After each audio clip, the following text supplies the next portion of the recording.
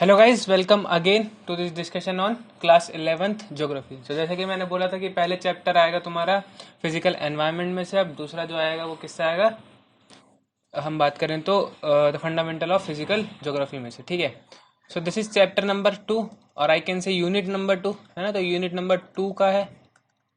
ठीक है, पहला था वो हम बात करें ज्योग्राफी एज ए डिसिप्लिन, तो हमने वो स्किप कर दिया क्योंकि उसमें ज़्यादा कुछ है नहीं पढ़ाने का और वो 3 नंबर का भी है। तो ये भी एक रीज़न हो सकता है उसको छोड़ने का। तो chapter 2 is all about the origin and evolution of earth. और जैसा कि मैंने सिलेबस डिस्कस करते हुए बताया था आपको कि ये जो चैप्टर है द ऑरिजिन एंड एवोल्यूशन, या हम कर सकते हैं the evolution and origin of earth. ठीक है, तो कुछ भी बोल सकते हो। तो जैसे कि मैंने आपको बताया था कि पूरे यूनिट 2 जो है, ये जो पूरी यूनिट 2 है, तो कितने नंबर की है?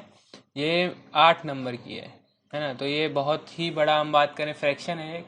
तो 8 नंबर की ये जो यूनिट है, इसमें से कुछ भी आ सकता है। ठीक है, द एवोल्यूशन ऑफ अर्थ से आ सकता है, ओरिजिन ऑफ अर्थ से आ सकता है। हम बात करें तो हम बात करें जो नेक्स्ट चैप्टर है इसका थ्योरीज वाला, उसमें से आ सकता है, अर्थक्वेक में से आ सकता है, वोल्केनोज में से आ सकता है। तो सारी चीज़ें सिलेबस में मैंशनड है, तो सारी चीज़ें हमें करनी पड़ेंगी। तो डरना नहीं है, घबराना नहीं है। पता है मुझे थोड़ा सा हार्ड है physical environment as compare to the physical environment, तो इसलिए थोड़ा सा आराम से करना है। ठीक है, रीडिंग करनी है 2-3 बार तो हो जाएगा। ठीक है, अब इसमें से 8 नंबर पूरे आ सकते हैं क्या? यस, आ सकते हैं। ऐसी तो कोई चीज़ नहीं जो इम्पॉसिबल हो। तो 8 नंबर भी आ सकते हैं, लेकिन हाँ, ढंग से पढ़ना पड़ेगा उसके लिए। ठीक है, तो डरना नहीं है, बस ये मेन मुद्दा है। ठीक है, बाकी करते रहेंगे, जितना हो सकता है उतना हम कोशिश करेंगे कराने की। तो अब बात करते हैं इस चैप्टर की। ठीक है, तो इस चैप्टर में हमें पता है कि एक स्टोरी दे रखी है इंट्रोडक्शन वगैरह में, तो उन सबको स्किप करते हुए सीधा आते हैं मुद्दे पे। ठीक है, तो जैसा कि मैं आपको ऐसे करा रहा हूँ, नोट्स नहीं दे रहा हूँ, तो आपको एक चीज़ समझ में आनी चाहिए कि क्या इसमें हमारे कंसेप्ट बहुत ज़्यादा हैं। ठीक है, तो बात करते हैं हम सबसे पहले अर्ली थ्योरीज की, इसकी अर्ली थ्योरीज की। So what are the early theories? And early theories are related to the origin of earth. ठीक है, तो ये क्या है? ओरिजिन ऑफ अर्थ से रिलेटेड है। ठीक है, तो पहले क्या हुआ कि सबने सोचा कि अर्थ कैसे बनी है, फिर थोड़ी थोड़ी देर बाद जब एवोल्यूशन हुआ थोड़ा और ज़्यादा, तो उसके बाद सबने सोचा कि यूनिवर्स कैसे बना है। तो सबसे पहले हम बात करेंगे अर्ली थ्योरीज की। And early theories is all about origin of earth. ठीक है, तो it is all about origin of अर्थ। तो ओरिजिन ऑफ अर्थ, ठीक है। अब मैं अगर बात करूं सबसे इंपॉर्टेंट थ्योरी की इसमें, तो सबसे इंपॉर्टेंट या सबसे most of the early and popular argument सबसे पहले किसने दी थी? जर्मन फिलोसोफर ने। किसने दी थी? German philosopher. And the name of the philosopher is Immanuel Kant. ठीक है, तो अगर क्वेश्चन आता है सबसे पहले जो ओरिजिन ऑफ द अर्थ की थ्योरी थी वो किसने दी थी? The name is Immanuel Kant and he is a famous German philosopher. ठीक है, इसके बाद जो इन्होंने थ्योरी दी थी इसको रिवाइज किया किसने? तो the theory was revised by Laplace. तो लैपलेस ने इस थ्योरी को रिवाइज किया था इन, कब किया था? इन 1796। And Laplace is a famous mathematician. ठीक है, हम बात करें तो ठीक है, अब रिवाइज कर ली। अब लैपलेस ने थ्योरी, अब लैपलेस की थ्योरी थी का ये भी हमें पता होना चाहिए। तो लैपलेस की जो थ्योरी थी उसको हमने बोला नोन एज, क्या बोला हमने इसको? Nebular hypothesis. क्या बोला? Nebular hypothesis. अब आपको पता होगा हाइपोथेसिस वर्ड का मतलब होता क्या एक्चुअली में। तो हाइपोथेसिस इज ऑल अबाउट कि हमें प्रॉपर कंक्लूजन नहीं मिला है, लेकिन हाँ ये इस तरीके से होता है, हमने सोचा है ये। ठीक है, तो प्रॉपर एविडेंसेस नहीं होते जब भी किसी चीज़ के आगे हाइपोथेसिस लग जाता है। तो उसी अकॉर्डिंगली उन्होंने क्या दिया, इसके बारे में बताया कि कैसे है। तो इन्होंने बताया, तो अकॉर्डिंग टू दिस थ्योरी तो प्लेनेट थे वो कैसे बने? तो प्लेनेट थे वो कैसे बने? Planet were formed out of a cloud, were formed out of a cloud, form out of a cloud. ठीक है, तो एक क्लाउड से फॉर्म हुए। ठीक है, cloud of material associated with a youthful sun, material associated with a useful. जैसा कि आप वीडियो में देख पा रहे होगे, जो साइड में चल रही है कि जो सन है बीच में वो रोटेट कर रहा है धीरे धीरे। ठीक है, अब उसके आसपास क्या है? क्लाउडी मटेरियल है, तो एसोसिएटेड विद अ यूथफुल सन पहले लिख लेते हैं। तो आपको वीडियो में दिख रहा होगा साफ साफ कि जो मटेरियल है यूथफुल सन के आगे वो क्या है? क्लाउड की फॉर्म में है ना। अब जो जो सन है वो क्या है? स्लोली रोटेट कर रहा है, ऐसा नहीं कि बहुत ज़्यादा तेज रोटेटिंग हो रही है इसकी। तो इस वीडियो को देखकर आप समझ गए होंगे कि कैसे जो लैपलेस था इसने अपनी थ्योरी समझाई। अब मैं बात करूं लैपलेस के बाद तो किसने थ्योरी दी थी नेक्स्ट? तो नेक्स्ट थ्योरी दी थी हम बात करें तो चैम्बरलेन एंड मोल्टन, ठीक है, चैम्बरलेन एंड मोल्टन। इन्होंने कब दी थी? इन्होंने दी थी 1900 में। कब दी थी इन्होंने? 1900 में। अब इन्होंने थ्योरी दी थी जिसका नाम था बाइनरी थ्योरीज, बाइनरी थ्योरी, ठीक है। बाइनरी थ्योरीज मतलब जिसमें सन के अलावा भी कोई और एक स्टार था प्रेजेंट, ठीक है। तो इन्होंने एक थ्योरी दी एंड बाइनरी थ्योरी दी थी जैसा कि मैंने आपको बताया। तो इनके हिसाब से अ वेंडरिंग स्टार, वेंडरिंग मतलब एक भटकता हुआ स्टार अप्रोच द सन, उसने क्या किया? सन के पास आया, मतलब अप्रोच किया सन को, ठीक है। अप्रोच मतलब वो अप्रोच नहीं, प्रपोज नहीं किया, मतलब सन के पास आया। और जो जैसे मान लो ये सन है, एक यहाँ पे एक स्टार है जो अप्रोच कर रहा है, तो इसकी अपनी कुछ ग्रेविटेशनल फील्ड होगी, मतलब ग्रेविटेशन होगा इसका कुछ अपना, ठीक है, ग्रेविटेशनल फोर्स इसके पास होगी अपनी। तो इसने क्या किया, जो इसका जो बाहर का थोड़ा सा एटमॉस्फेयर था हमारे सन का, इसने क्या किया, उसको शिगार शेप बना दिया। कैसे? जब ये इसके आगे आगे गया तो इसका जो एटमॉस्फेयर था वो कैसा हो गया, कुछ इस तरीके से उसने शेप ले लिया, शिगार शेप, है ना। इस तरीके से कुछ शेप ले लिया उसने अपना, शिगार शेप, सन में आ रहा है, ठीक है। अप्रोच द सन एंड इसने क्या किया फिर? शिगार शेप्ड हो गया। कैसा हो गया? शिगार शेप्ड एक्सटेंशन हो गया, ठीक है। अब क्या हुआ फिर उसके बाद? वो सेपरेट हो गया from the solar system, separated from the solar surface हम बोल सकते हैं। उस समय तो सोलर सिस्टम था नहीं, from the solar surface. Clear है इतनी बात? ठीक है। थ्योरी समझने थोड़ा सा मुश्किल है, अदरवाइज इस चैप्टर में भी कुछ ज़्यादा खास है नहीं। तो हम स्टार्टिंग से एक बार देखते हैं क्या क्या हुआ है अभी तक। सबसे पहले किसने दी थी? इमैनुअल कैंट ने, जो कि एक जर्मन फिलोसफर थे। किसकी थ्योरी सबसे पहले दी थी इन्होंने? ऑरिजिन ऑफ अर्थ के बारे में। उसके बाद क्या हुआ? इसने लैपलेस ने रिवाइज की, मैथमेटिशियन था वो, 1796 में उसने रिवाइज की थी। उसकी थ्योरी का नाम क्या था? Nebular hypothesis. उसके बाद क्या हुआ? उसने बताया कैसे कैसे हुआ। चैम्बरलेन एंड माउंटेन ने उसको, फिर से हम बात करें तो रिवाइज वर्जन था वो भी, तो 1900 में दिया उसने बाइनरी थ्योरी के हिसाब से। उसने बोला कि एक सन था, एक स्टार था, उसने अप्रोच किया सन को हमारे, और जो उसकी ग्रेविटेशनल फोर्स थी उसकी वजह से जो हमारे सन के आसपास का क्या था, एनवायरनमेंट था, वो उसने एक शिगार शेप्ड एक्सटेंशन ले लिया, और धीरे ही धीरे वो क्या हो गया? सोलर सरफेस से अलग हो गया। समझ में आ गया? अब हुआ क्या है, जो जितने भी कंपेनियन स्टार वाली किस्से थे, कौन से कंपेनियन स्टार बोल लो, या जितने भी साथी थे, मतलब जो भी बाइनरी थ्योरी थी, इनका जो हम बात करें आर्ग्यूमेंट था, उसको क्या माना? सबने नहीं माना, ठीक है। मतलब ये फेल्ड हो गया एक तरह से हम बात करें तो, ठीक है। तो किसी ने माना नहीं, क्योंकि देयर इज नो प्रूव, ठीक है। तो प्रूव नहीं था वहाँ पे, वही मैंने बोला था हाइपोथेसिस वाली बात। अब बात आती है किसकी? मॉडर्न थ्योरीज की, ठीक है, मॉडर्न थ्योरीज की। तो मॉडर्न थ्योरीज हम बात करें तो किसके ऊपर थी? तो साइंटिस्ट ने सोचा यार क्या सिर्फ ऑरिजिन ऑफ अर्थ के बारे में बात करें, तो इन्होंने निकाली थ्योरीज किसके बारे में? Origin of universe, sorry, origin of universe, okay. तो इन्होंने थ्योरी निकाली ऑरिजिन ऑफ यूनिवर्स के बारे में, कि भाई यूनिवर्स कैसे ओरिजिनेट हुआ, क्योंकि earth is a part of universe ना। सो वही वाली बात है। अब सबसे इम्पॉर्टेंट और सबसे जो हम बात करें पॉपुलर थ्योरी है, वो सबने सुनी होगी, उसका नाम है बिग बैंग थ्योरी। कि भाई एक बहुत हम बात करें क्या था, छोटी सी एक टाइनी बॉल थी जो जिसकी इनफाइनाइट वॉल्यूम थी, तो वो सारी चीज़ें, और वो एकदम से ब्लास्ट किया तो ये सारा यूनिवर्स बन गया। तो ये थी हमारी क्या?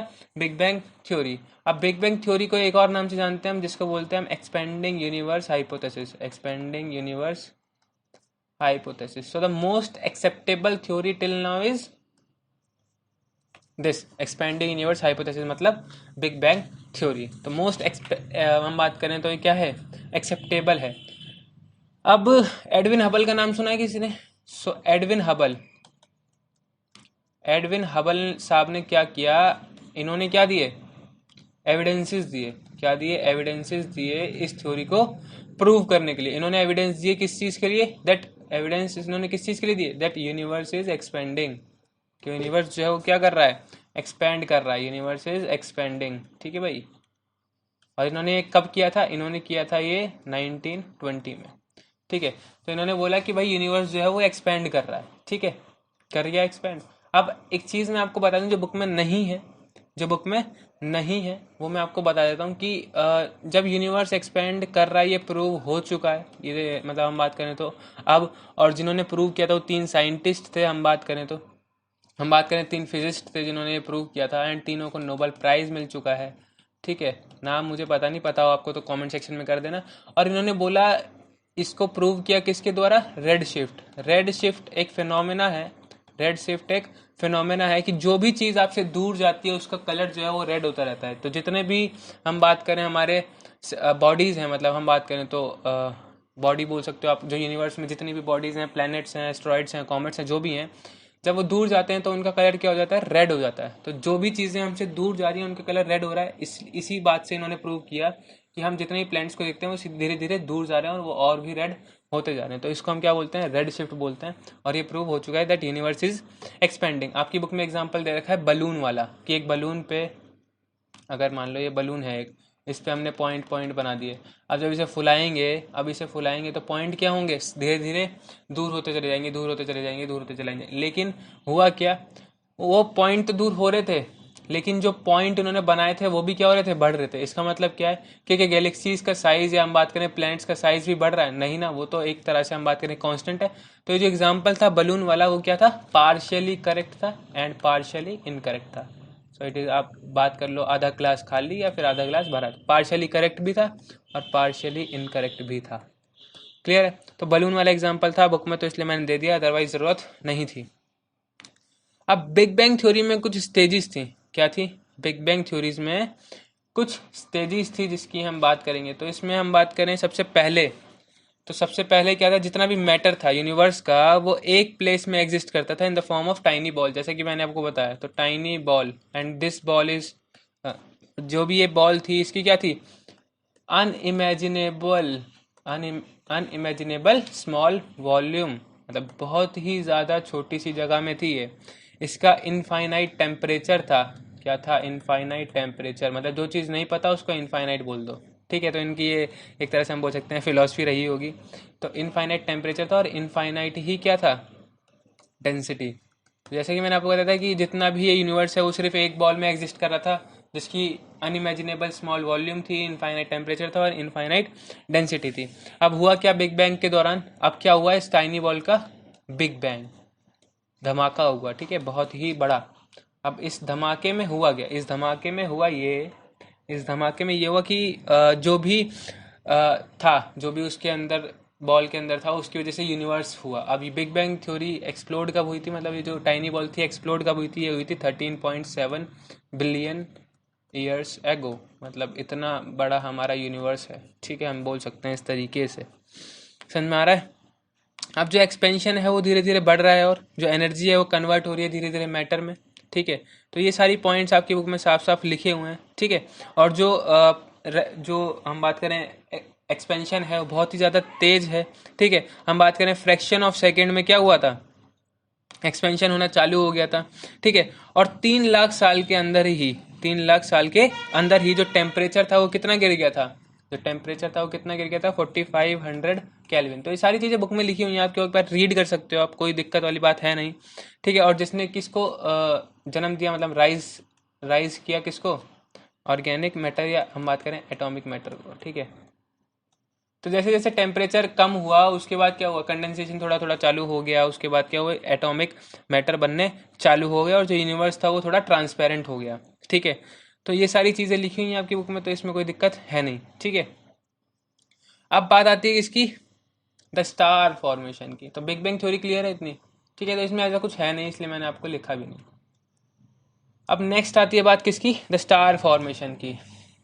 द स्टार फॉर्मेशन, टेंशन मत लेना, एमसीक्यूज भी होंगे सबके।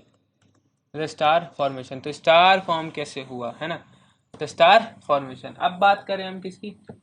देखो भाई, सदा से एक रूल चला आ रहा है कि कोई भी चीज़ किसी में भी बराबर नहीं बढ़ती। ठीक है, मतलब हम बात करें लैंड की, इंडिया के पास कम है, किसी के पास ज़्यादा है, या हम किसी भी चीज़ की बात कर लो, पानी की बात कर लो। ठीक है, तो किसी भी चीज़ की बात कर लो, कोई भी चीज़ किसी के पास बराबर नहीं है। पैसा भी किसी पे ज़्यादा, किसी पे कम है। तो उसी हिसाब से जो मैटर है, जो मैटर है, तो the distribution of matter, the distribution of matter and energy was not even. तो वो मतलब इवन नहीं था, मतलब हम बात करें अनइवनली डिस्ट्रीब्यूटेड था। क्या? मैटर और एनर्जी स्टार्टिंग में। ठीक है, इनिशियल फेजेस में। तो जो इनिशियल डिफरेंस था किसके बीच में? डेंसिटी के बीच में, उसने क्या किया?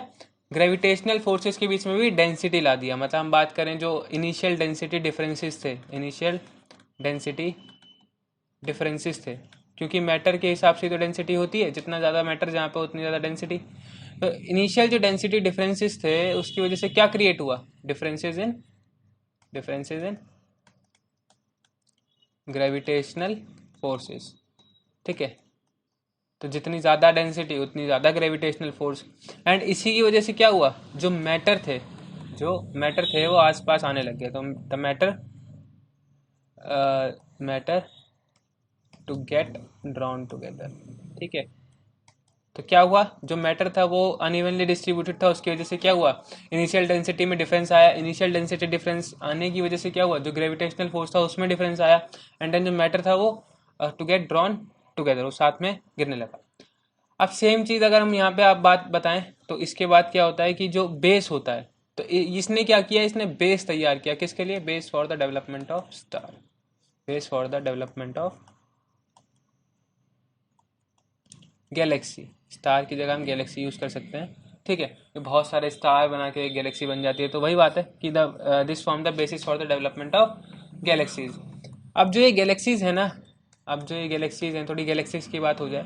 अब ये जो गैलेक्सीज हैं ये बहुत ही ज़्यादा, हम बात करें कि दूर दूर तक फैली हुई हैं, या हम बात करें बहुत ही लंबे लंबे डिस्टेंस कवर कर लेती हैं। तो इसलिए हम इसको किस में नापते हैं, किलोमीटर में नापते हैं? नहीं। मीटर में? नहीं। चलो माइल्स में? नहीं।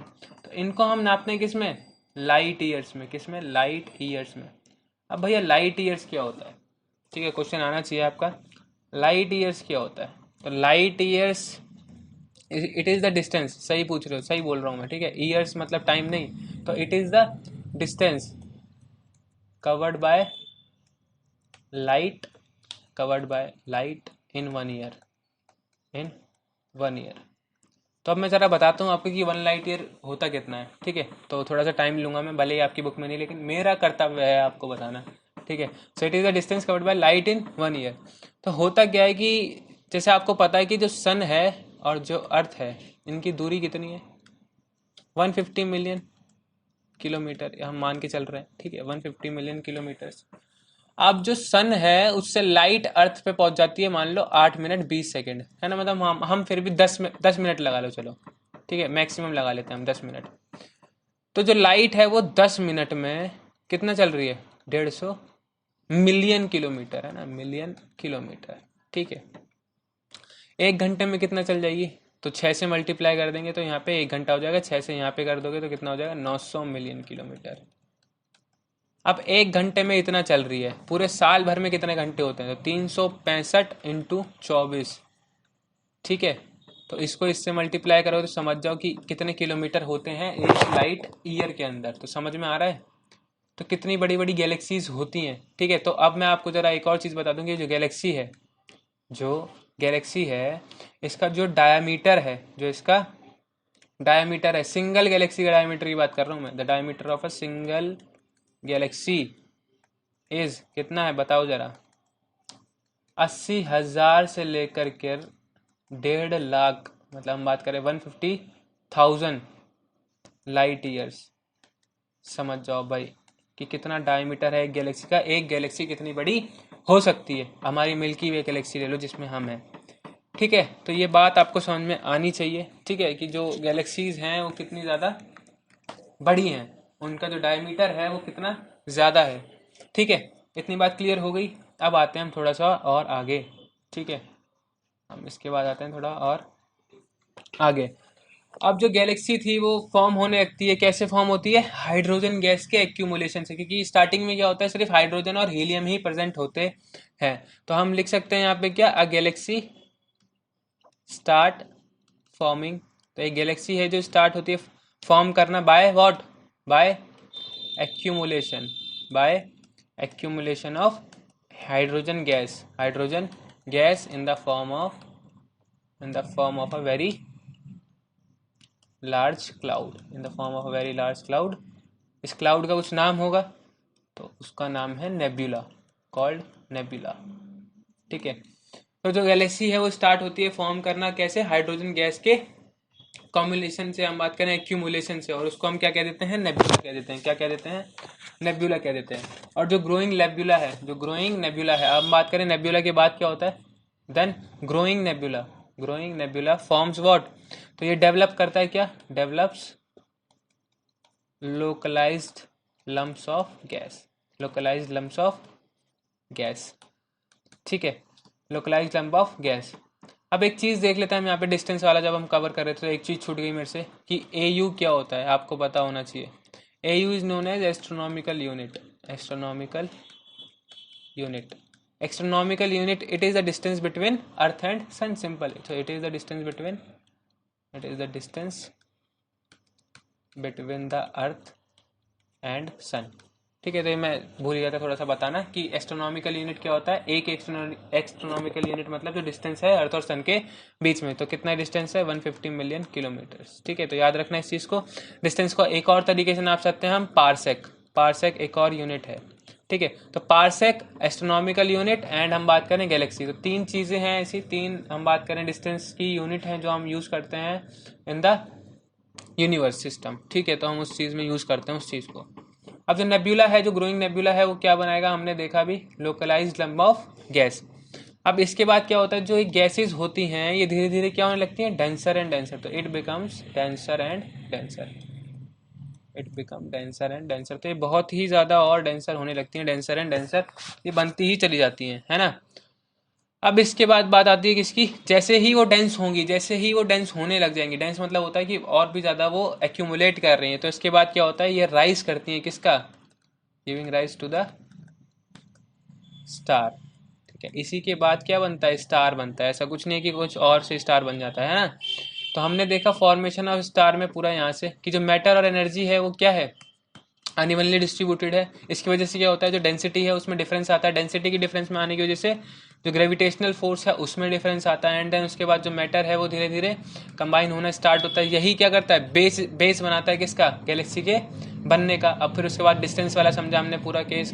अब उसके बाद क्या होता है, ये जो हाइड्रोजन गैस है वो किस में चेंज हो जाती है, नेब्यूला में, बाय द एक्यूमुलेशन। उसके बाद क्या होता है कि लोकलाइज्ड लंप ऑफ गैसेस बनते हैं, ठीक है। उसके बाद जो गैस है वो और भी ज़्यादा डेंसर एंड डेंसर होने लगती है, एंड देन उसके बाद क्या होता है, स्टार की फॉर्मेशन, ठीक है। अब आती है नेक्स्ट बात। अब नेक्स्ट बात जो है वो है हमारी फॉर्मेशन ऑफ प्लैनेट्स। तो भाई प्लैनेट्स कैसे बन गए, फॉर्मेशन ऑफ प्लैनेट्स, ठीक है। तो ये भी बहुत ज़्यादा हार्ड नहीं है। अगर मैं आपको स्टार बताऊं कि स्टार सबसे पहले कब बने थे, तो 5 से 6 बिलियन ईयर्स एगो, ठीक है। तो बिलियन ईयर्स एगो तो स्टार की फॉर्मेशन हुई थी इस टाइम पे अप्रॉक्सीमेटली। बात आती है फॉर्मेशन ऑफ प्लैनेट्स की। तो जैसा कि हमने देखा, जैसा कि हमने अभी पढ़ा कि जो स्टार है, जो स्टार है, द स्टार्स आर, स्टार्ट लिख दिया मैंने गाइस, सॉरी। तो जो स्टार है, जो स्टार्स हैं वो क्या है, आर लोकलाइज्ड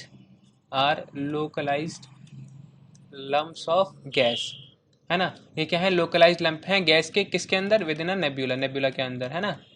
यही तो अभी हम पढ़ के आ रहे हैं ऊपर कि नेब्यूला के अंदर क्या है, लंप ऑफ गैसेस हैं जो कि कंडेंस होते हैं, उसके बाद स्टार बनता है ना। यही तो हमने पढ़ा अभी रिसेंटली। अब उसके बाद हम आगे जाएंगे, आगे हम क्या पढ़ेंगे, और आगे हम गए। अब हमने देखा जी ग्रेविटेशनल फोर्स है किसके अंदर, लंप के अंदर ही, वो क्या बनाते हैं, कोर बनाते हैं गैस का, गैस क्लाउड का, ठीक है। And a huge rotating disc of gas and dust develop around the gas core. अब मैं क्या बोलना चाह रहा हूँ, सुनो। जो ग्रेविटेशनल फोर्स है किसके अंदर, लंप के अंदर, जो ग्रेविटेशनल फोर्स है लोकलाइज्ड लंप के अंदर, वो क्या बनाएगा, फॉर्मेशन ऑफ कोर करेगा। क्या करेगा, फॉर्मेशन ऑफ कोर करेगा, ठीक है। Formation of a core to the gas cloud. मैं भी डायग्राम बना के कोशिश करूंगा बताने की, ठीक है, ठीक है। ये नेब्यूला है, ठीक है, ये नेब्यूला है। अब इसके अंदर क्या है, स्टार्स हैं, ठीक है, स्टार्स हैं।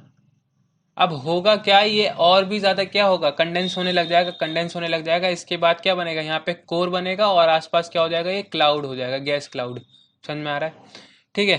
तो ये क्या हो जाएगा, गैस क्लाउड हो जाएगा ये, और जो है रोटेटिंग डिस्क बन जाएगी, ठीक है। तो ये रोटेटिंग डिस्क बन जाएगी अभी थोड़ी देर बाद, है ना, थोड़े समय के बाद। अब आती है बात आगे, ठीक है। अब बात आती है आगे की, जो इसके बाद क्या होगा गैस क्लाउड में बनने के बाद की huge rotating disc of gas and dust क्या होती है, डेवलप होती है किसके अराउंड डेवलप होती है, अराउंड द गैस कोर बोल लो या कोर बोल लो, ठीक है, अराउंड द गैस कोर। ठीक है, इतना क्लियर है। अब जो एक गैस क्लाउड है, ठीक है, अब ये जो गैस क्लाउड बना बाहर उसके किसके कोर के बाहर जो गैस क्लाउड बना, ये क्या होगा, कंडेंस होगा, और जो मैटर होगा कोर के अराउंड ये क्या बन जाएंगे, छोटे छोटे स्मॉल। अब देखो जैसा कि मैंने ये डायग्राम बनाया था, अब इसके बाहर जो भी ये गैसेज हैं इसके बाहर यहाँ पे, ठीक है, अब ये क्या होंगी, धीरे धीरे डेंसर होने लगेंगी और स्मॉल राउंडेड ऑब्जेक्ट बनाने लगेंगी। क्या बनाने लगेंगी, स्मॉल और राउंडेड ऑब्जेक्ट। ठीक है, स्मॉल और राउंडेड ऑब्जेक्ट ये बनाने लग जाएंगी। तो इसको हम आगे लिख सकते हैं क्या, इसके आगे हम क्या लिख सकते हैं कि द गैस क्लाउड स्टार्ट करते हैं, स्टार्ट्स गेटिंग कंडेंस होने लगते हैं, and the matter around the core क्या होता है, जो मैटर होता है around the core develops into small rounded object. ठीक है, तो जो है ये जो गैस क्लाउड है वो क्या होने लगता है, कंडेंस होने लगता है, और जो मैटर है उसके बाहर वो छोटे छोटे स्मॉल राउंडेड ऑब्जेक्ट बनाने लगता है। अब इसी को हम क्या कहते हैं, जो राउंडेड ऑब्जेक्ट बाद में बनते हैं तो इसी को हम क्या कह देते हैं, प्लैनेटेसिमल्स। ठीक है, प्लैनेटेसिमल्स क्यों लिखा मैंने, प्लैनेट क्यों नहीं लिखा, क्योंकि प्लैनेटेसिमल्स में सब आ जाता है, एस्ट्रॉयड वगैरह सब आता है। ठीक है, तो प्लैनेटेसिमल इंक्लूड एवरीथिंग, एस्ट्रॉयड्स एंड जो भी होता है। ठीक है, अब जो लार्जर नंबर ऑफ स्मॉल प्लैनेटेसिमल होते हैं, जो इसका मतलब बेसिकली एस्टेरॉयड और प्लैनेट दोनों से है। ठीक है, एंड प्लैनेट्स, ऐसा नहीं है कि सिर्फ प्लैनेट बनते हैं। ठीक है, अब ये जो छोटे छोटे एस्टेरॉयड हैं, स्मॉल जो प्लैनेटेसिमल हैं जो भी हैं, ठीक है, ये क्या करते हैं, आपस में जुड़ जाते हैं, एंड क्या बना देते हैं, लार्जर बॉडीज। ये मतलब हम बात करें तो planetesimal combines to form larger bodies called planet. इस तरीके से बनते हैं प्लैनेट। ठीक है, तो पहले क्या बनता है, प्लैनेटेसिमल मतलब सिर्फ प्लैनेट नहीं होता है, उसका मतलब एस्टेरॉयड भी होता है। ठीक है, तो ये बात याद रखनी है। इतना समझ में आ गया, क्लियर है, आगे बढ़ते हैं।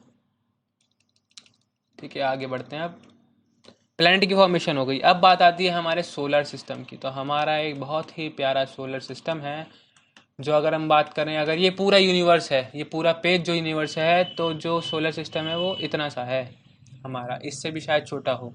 ठीक है, तो जो मैंने बनाया नहीं मिटा दिया। ठीक है, तो वही हमारा सोलर सिस्टम है। ठीक है, ऐसा मत समझना कि तुम बहुत बड़ी चीज़ हो, अब उस बिंदु के अंदर तुम क्या हो वो सोच लो। ठीक है, तो अब चलते हैं आगे सोलर सिस्टम पे। अब सोलर सिस्टम जो है ये कब बना था, 5 से 5.6 बिलियन ईयर्स एगो। ठीक है, इतना पहले बना था क्या हमारा सोलर सिस्टम। अब जो प्लैनेट हैं वो कब फॉर्म हुए थे, जाहिर सी बात है सोलर सिस्टम के बाद प्लैनेट बने होंगे, तो 4.6 बिलियन ईयर्स एगो। तो ये प्लैनेट की फॉर्मेशन है, एंड ये सोलर सिस्टम की फॉर्मेशन है। ठीक है, अब अगर मैं बात करूं सोलर सिस्टम की, किसकी, सोलर सिस्टम की, थोड़ा पेन चेंज कर लें यार, बहुत देर हो गई लिखते लिखते इससे ही। ठीक है, थोड़ा सा पेन चेंज कर लेते हैं, इससे कल लिखा था तो इससे नहीं लिखेंगे, अब कुछ और देखते हैं बढ़िया से। चलो ये ले लेते हैं। अब बात आती है क्या, सोलर सिस्टम की। तो सोलर सिस्टम में क्या है, 8 प्लैनेट्स हैं, जो कि पहले 9 हुआ करते थे, उस पर ही बात करेंगे अभी। उसके बाद 63 मून्स हैं बुक के हिसाब से, है ना, and millions of smaller bodies, मतलब हम बात करें कॉमेट, एस्टेरॉयड वगैरह वगैरह, डस्ट। ठीक है, तो बहुत सारी चीज़ें हैं, स्मॉलर बॉडीज। ठीक है, इतनी चीज़ें हो गई। अब अगर मैं 8 प्लैनेट्स की बात करूं, तो 8 प्लैनेट्स को आपको नाम पता होने चाहिए, 8 के। ठीक है, मैं फिर भी बता देता हूँ कि mercury, Venus, earth, Mars, Jupiter, Saturn, Uranus and Neptune. ठीक है, तो ये हमारे क्या हैं, 8 प्लैनेट्स हैं। अब जो इस तरफ लिखे हैं मैंने चारों, ये क्या है, इनको हम क्या बोलते हैं, इनर प्लैनेट्स। क्या बोलते हैं, इनर प्लैनेट्स, और एक और नाम से हम इन्हें जानते हैं क्या, टेरेस्ट्रियल प्लैनेट। क्या जानते हैं, टेरेस्ट्रियल प्लैनेट्स। क्लियर है। इसके बाद अगर हम बात करें इसकी, तो ये क्या है, आउटर प्लैनेट्स हैं, बाहर वाले, और इनको हम क्या जानते हैं, जोवियन प्लैनेट नाम से जानते हैं। किससे, जोवियन प्लैनेट्स। जोवियन प्लैनेट्स बोल लो, गैस जाइंट्स बोल लो, बिकॉज मोस्टली ये गैस से बने होते हैं, या फिर हम बात करो जुपिटर लाइक प्लैनेट्स बोल लो, ठीक है, तो कुछ भी बोल सकते हो, ठीक है। तो ये है किसका, प्लैनेट्स का बेसिकली। अब अगर मैं बात करूँ इनके डिफरेंसेस की, तो डिफरेंसेस आपको पता होने चाहिए, ठीक है, डिफरेंसेस आपको पता होने चाहिए, जो कि मैं अभी आपको आगे बताऊंगा, अभी टेंशन मत लेना उसमें, ठीक है। तो कहानी कुछ इस तरीके से है कि जोवियन प्लैनेट्स गैस जाइंट हैं इनके पास, और जो टेरेस्ट्रियल हैं वो बेसिकली मेटल्स से बने हुए होते हैं, ठीक है, और वो सारे गैसेस बने होते हैं, तो इसलिए गैसेस प्लैनेट भी हम बोल देते हैं उन्हें कभी कभी। क्यों बोल देते हैं, वो सारी चीज़ें अभी मतलब नहीं रखती हैं। तो अभी जानेंगे हम क्या, अपने प्रिय मित्र की कहानी, जिसको हम बोलते हैं प्लूटो। तो प्लूटो के साथ ऐसा क्या हुआ कि उसको निकाल के फेंक दिया गया। मतलब अगर मान लो 9 प्लैनेट्स की मीटिंग हुई, मतलब हाइपोथेटिकली बोल रहा हूँ मैं, ऐसा नहीं कि भाई सच में हुई थी। 9 प्लैनेट की मीटिंग हुई, जिसमें से प्लूटो को बोला कि आप हमारे फैमिली के सदस्य नहीं हो। आप क्यों नहीं है, उस पर भी चर्चा करेंगे अभी थोड़ी देर में, ठीक है, थोड़ी देर में क्या, अभी करेंगे। तो प्लूटो 2006 तक एक प्लैनेट हुआ करता था हमारा, ठीक है, 2006 तक हमारा हमारा 9 प्लैनेट हुआ करते थे। 2006 के बाद इसे निकाल दिया गया। क्यों निकाल दिया गया, बिकॉज जो IAU है, मतलब international astronomical union, international astronomical जो यूनियन है, इन्होंने 2006 में एक मीटिंग की थी, जिसमें इन्होंने प्लैनेट को डिफाइन किया था। क्या किया था, प्लैनेट को डिफाइन किया था, ठीक है। तो इन्होंने प्लैनेट को डिफाइन किया था। अब इन्होंने बोला कि एक प्लैनेट वो है, एक प्लैनेट वो है जो क्या करे, जिसका एक फिक्स ऑर्बिट हो। अब फिक्स ऑर्बिट, जिसके पास एक फिक्स ऑर्बिट हो, उसके पास इतना मास होना चाहिए कि वो क्या हो, सेल्फ ग्रेविटी प्रोड्यूस कर सके, ठीक है। और इतना मास होना चाहिए कि सेल्फ ग्रेविटी प्रोड्यूस कर सके, एक फिक्स ऑर्बिट हो। ये मुझे नहीं पता आपकी बुक में है या नहीं है, लेकिन मेरे को पता था, मैं आपको बता रहा हूँ, ताकि आप थोड़े और एडवांस नॉलेज रखो अपने पास, ठीक है। ऐसा नहीं कि जो बुक में है वही होना चाहिए याद, ठीक है। और अपने सराउंडिंग्स को क्लियर रखे, क्लियर सराउंडिंग्स, या क्लियर सराउंडिंग्स। भाई जितना भी रिलेशनशिप है इसका बाहर की सराउंडिंग से, वो क्लियर होना चाहिए, ठीक है। जैसे अर्थ का क्लियर है कि मून उसकी सैटेलाइट है, ठीक है, तो वो चीज़ है। क्या प्लूटो के पास फिक्स ऑर्बिट है, यस है। क्या जो मास है उसके पास सफिशिएंट है। तो क्या उसके पास जो उसकी सराउंडिंग्स है वो क्लियर है, नहीं। बस यही एक चीज़ है जिसकी वजह से प्लूटो ने अपना प्लेनेट का स्टेटस खो दिया। भैया कैसे, आप ज़रा समझाओगे। तो प्लूटो की एक सैटेलाइट है, मतलब प्लूटो की सैटेलाइट है, या हम बोल रहे हैं, लेकिन वो नहीं बता पाया, मतलब अपने उससे। अब देखो होता क्या है कि प्लूटो की एक सैटेलाइट थी जिसका नाम था शेरॉन। क्या था नाम, शेरॉन। अब जो शेरॉन थे और जो प्लूटो था, दोनों इक्वली साइज में थे, ज़्यादा कुछ फर्क था नहीं। अब समस्या ये थी कि समझ में ये नहीं आ रहा था कि शेरॉन प्लूटो के चक्कर काट रहा है या प्लूटो शेरॉन के चक्कर काट रहा है। फिर जब रिसर्च हुई तो पता चला कि ये दोनों एक कॉमन पॉइंट के पास घूम रहे हैं। ये दोनों क्या है, एक कॉमन पॉइंट के पास घूम रहे हैं। समझ में आ रहा है। तो समझ में क्या नहीं आ रहा था, समझ में ये नहीं आ रहा था कि जो शेरॉन है वो क्या प्लूटो के आर पार घूम रहा है या प्लूटो शेरॉन के। तो समझ में आया कि यहाँ पे एक पॉइंट है जिसके आसपास ये दोनों घूम रहे हैं, ना कि किसी और चीज़ के आसपास, ठीक है। तो इतना क्लियर हो गया, ठीक है भाई, समस्या क्लियर। तो प्लूटो को बहुत इज्जत से बोला कि नहीं, आप हमारे सदस्य नहीं हो, आप जा सकते हो, ठीक है। उसको अब एक नाम भी दे दिया अलग सा। अब नाम आपको पता होना चाहिए, पता नहीं होना चाहिए, मतलब ज़रूरत नहीं है, ठीक है। तो ठीक है, अब उसको प्लूटो को हम क्या बोल देते हैं, Pluto is now considered as dwarf planet. तो उसको हम ड्वार्फ प्लेनेट के रूप में जानते हैं। तो ड्वार्फ प्लेनेट में आ जाता है, ड्वार्फ प्लेनेट में प्लूटो आता है, शेरॉन वगैरह सब उसी में आते हैं, ठीक है। स्टोरी ऑफ प्लूटो खत्म। तो ये आपकी बुक में थी तो मैंने बतानी ज़रूरी समझी, लेकिन हाँ प्लेनेट की डेफिनेशन नहीं थी, तो उसके लिए आप मुझे क्रेडिट दे सकते हो। अब बात आती है डिफरेंस बिटवीन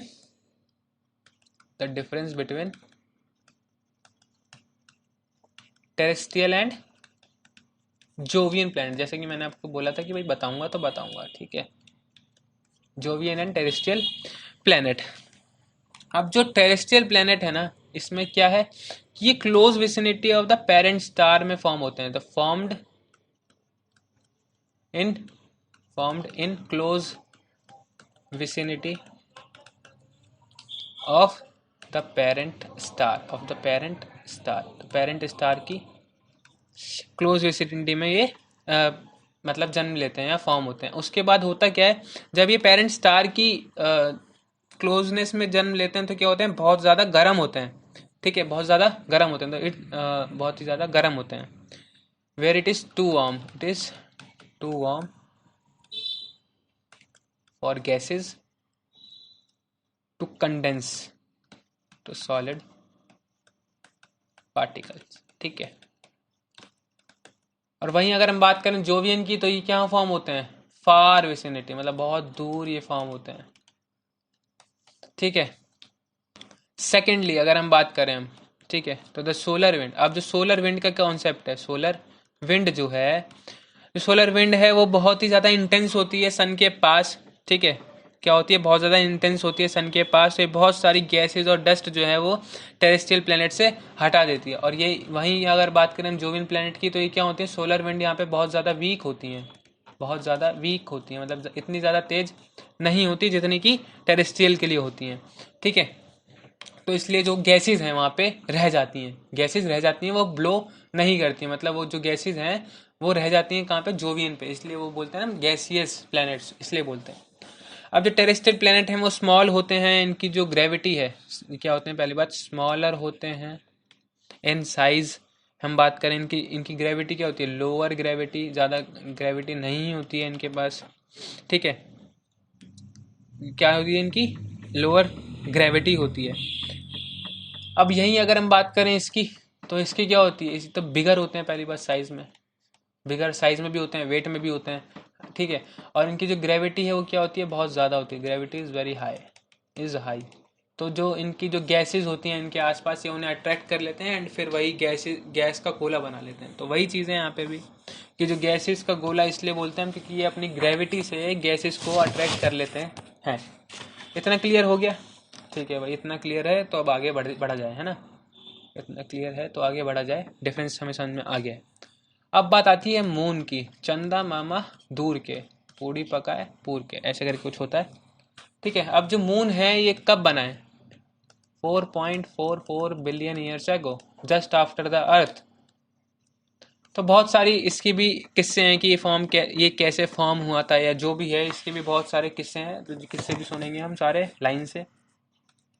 ठीक है, किस्से भी हम सुनेंगे लाइन से।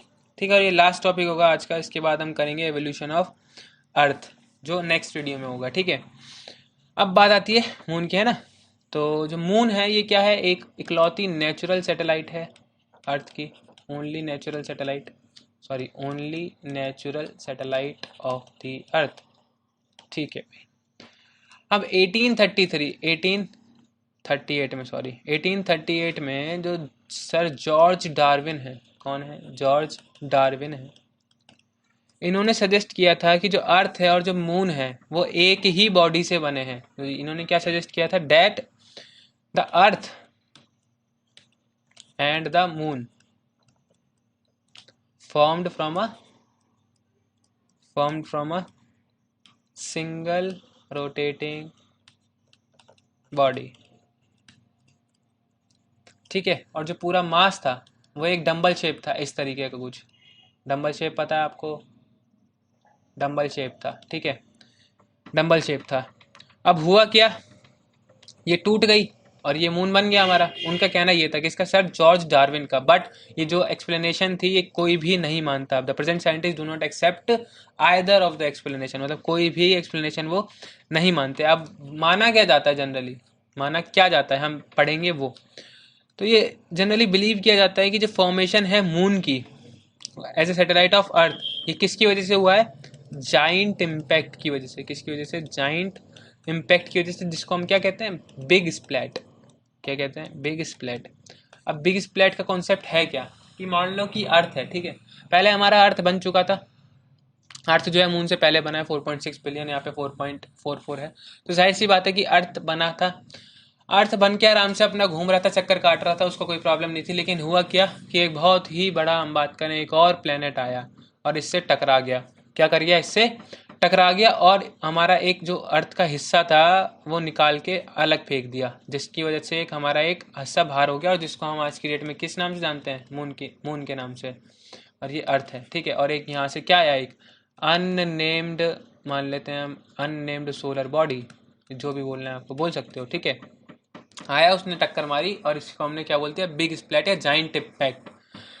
और उन्होंने ये बताते हैं कि ये जो इम्पैक्ट है जिसकी वजह से यहाँ पे एक गड्ढा हुआ हमारे अर्थ में, इसी को हम किस नाम से जानते हैं? पैसिफिक ओशियन के नाम से। जहाँ पानी बरसा तो उसके बाद हमने उधर पानी भर गया, और इसलिए वहाँ पे इतना गहरा पैसिफिक ओशियन है। तो ये कहना है साइंटिस्ट का। तो आपको समझ में आ गया formation of earth, sorry moon कैसे हुई। कि भाई एक बहुत दूर से एक प्लेनेट आया जिसने अर्थ से टकराया, और उसके बाद क्या बन गया? वहाँ पे पैसिफिक ओशियन, और जो जितना भी मटेरियल वहाँ से निकला वो अर्थ के पास ही रोटेट करने लग गया, और जिसको हम आज की डेट में किस नाम से जानते हैं? मून के नाम से। इतना क्लियर हो गया। अब बचा क्या क्या है आपके पास? एवोल्यूशन ऑफ अर्थ, ठीक है, एवोल्यूशन ऑफ अर्थ, जिसमें हम लिथोस्फीयर की बात करेंगे। और उसके बाद बचा है आपका एवोल्यूशन ऑफ एंड मतलब atmosphere, and then origin of life. सिर्फ इतना बचा है आपका। कोई समस्या होनी नहीं चाहिए, तो होगी भी नहीं, हम आपको क्लियर करा देंगे सारी चीज़ें, ठीक है। तो 2 ही चीज़ बची हैं, तो ये करेंगे अगली वीडियो में। 10 से 15 मिनट की अगली वीडियो होगी, और एडिशनल में हम क्या जोड़ देंगे उसमें? MCQs related to this chapter, MCQs related to this chapter only, ठीक है। Thank you for watching my video till here, and if you like the video please ये विनती है मेरी, प्लीज़ इसे शेयर कर देना यार, share it as much as possible. So thank you and bye bye, ठीक है।